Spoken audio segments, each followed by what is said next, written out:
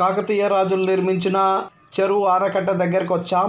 ఇక్కడ మనకి అక్కడ చిన్నపాటి కట్ట మీద మనకి వాళ్ళు నిర్మించిన గోడ ఆనవాళ్ళు మనకి స్పష్టంగా కనిపిస్తున్నాయి.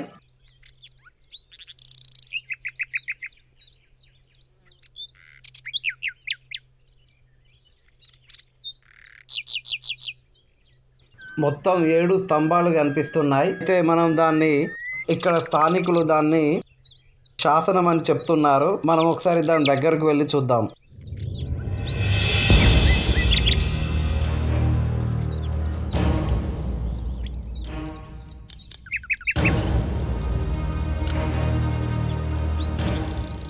చూడండి, ఇది ఒక ఇసుక రాతి స్తంభం.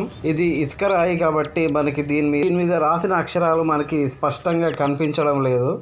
కానీ ఇక్కడ మాత్రం మనకి ఏదో రాసినట్టు కొంచెం కనిపిస్తుంది.